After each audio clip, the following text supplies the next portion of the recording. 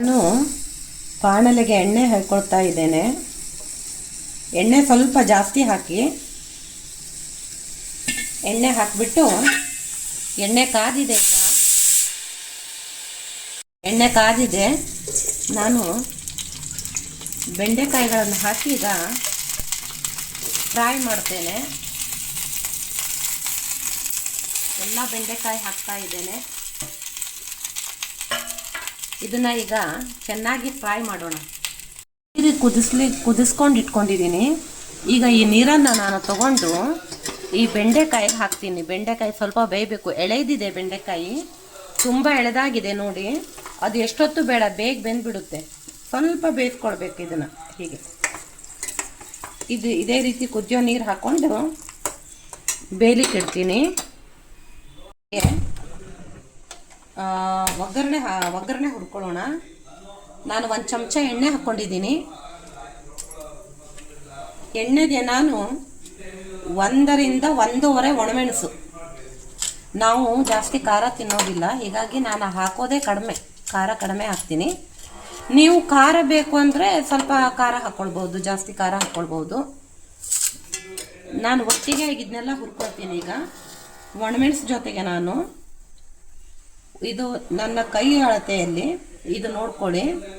ಇದು 1 ಚಮಚ, ಇದು 1 ಚಮಚದಷ್ಟು ಕೊತ್ತಂಬರಿ ಕಾಳು, ಹಾಗೆ 1/4 ಚಮಚದಕ್ಕಿಂತ ಕಡಿಮೆ ಮೆಂತ್ಯ ಕಾಳು, ಹಾಗೆ ಕರಿಬೇವು ಸೊಪ್ಪು. ಈ ಕರಿಬೇವು ಸೊಪ್ಪು ತೊಳೆದಿಟ್ಕೊಂಡಿರೋದನ್ನು ನಾನಿಲ್ಲಿ ಹುರಿಲಿಕ್ಕೂ ಹಾಕ್ತೀನಿ.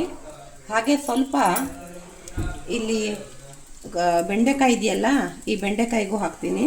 ಕರಿಬೇವು ಸೊಪ್ಪನ್ನು ಜಾಸ್ತಿ ಉಪಯೋಗಿಸ್ಬೇಕು ಯಾವಾಗಲೂ. ಅದು ತುಂಬ ಒಳ್ಳೆಯದು, ಕೂದಲಿಗೆ ಎಲ್ಲ ಒಳ್ಳೆಯದಾಗಿರೋದ್ರಿಂದ ನಮ್ಮ ಮನೆಯವ್ರು ಸಂತೆಗೆ ಹೋದಾಗ ಪಲ್ಯ ಮಾಡುವಷ್ಟು ಕರಿಬೇವು ಸೊಪ್ಪು ತಂದುಬಿಡ್ತಾರೆ. ಹೀಗಾಗಿ ಅದನ್ನು ನಾನು ಹೀಗೆ ಹಾಕಿ ಖಾಲಿ ಮಾಡ್ತಾ ಇರ್ತೇನೆ. ಇದಕ್ಕೂ ಹಾಕ್ಕೊಳ್ಬೇಕು. ಹಾಗೆ ಇದನ್ನು ಹುರ್ಕೊಳ್ಬೇಕು. ಇದಕ್ಕೆ ಜಾಸ್ತಿ ಹುರಿಯೋದೇನು ಬೇಡ, ಸ್ವಲ್ಪ ಹೀಗೆ ಮಾಡಿ ಕೈ ಆಡಿಸಿ ಸ್ವಲ್ಪ ಹುರ್ಕೊಂಡ್ರೆ ಸಾಕು.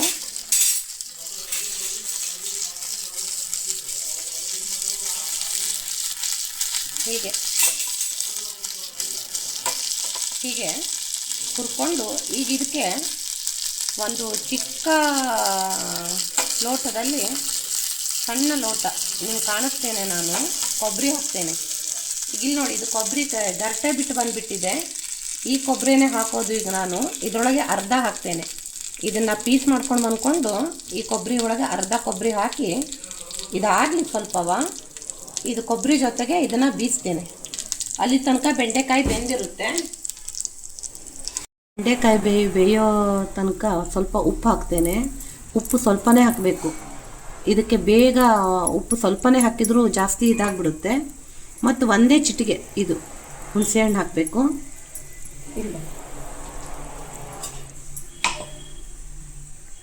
ಈಗ ಇದನ್ನು ನಾನು ಇಲ್ಲಿ ಬೀಸೋಕ್ಕೆ ಹಾಕ್ಕೊಳ್ತೀನಿ. ನೋಡಿ, ಇಷ್ಟು ಕೊಬ್ಬರಿ ತೊಗೊಂಡಿದ್ದೀನಿ ನಾನು. ಇದನ್ನು ಹಾಕಿ ಇದನ್ನು ಬೀಸಿಬಿಟ್ಟು ಈ ಮಸಾಲೆ ಹುರ್ಕೊಂಡಿದ್ದಿದೆಯಲ್ಲ, ಈ ಮಸಾಲೆಯನ್ನು ಹಾಕಿ ಬೀಸ್ತೇನೆ. ಇದು ಬೇಯಲಿಕ್ಕೆ ಬರ್ತಾ ಇದೆ.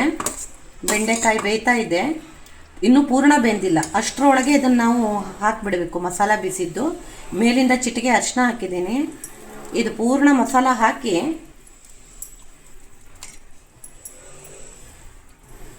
ಪೂರ್ಣ ಭಾಳ ಹೊತ್ತಿ ಇಡಬಾರ್ದು, ಯಾಕಂದರೆ ಬೆಂಡೆಕಾಯಿ ಎಲ್ಲ ಆಮೇಲೆ ಬಿಟ್ಟೋಗ್ಬಿಡುತ್ತೆ.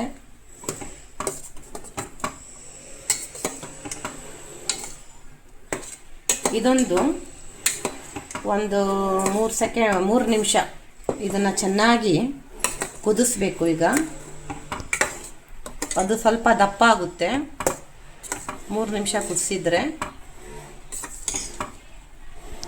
ನೋಡಿ ಆಯಿತು. ಈಗಿದು ಮತ್ತು ಜಾಸ್ತಿ ಬೇಯಿಸಬಾರ್ದು, ಬೆಂಡೆಕಾಯಿ ಎಲ್ಲ ಬಿಟ್ಕೊಂಡು ಬಿಡುತ್ತೆ. ಆದ್ದರಿಂದ ಇಷ್ಟೇ ಬೇಯಿಸಬೇಕು. ಇದು ಅನ್ನದ ಜೊತೆ, ಚಪಾತಿ ಜೊತೆನೂ ತುಂಬ ಚೆನ್ನಾಗಾಗುತ್ತೆ. ಮಾಡಿ ನೋಡಿ.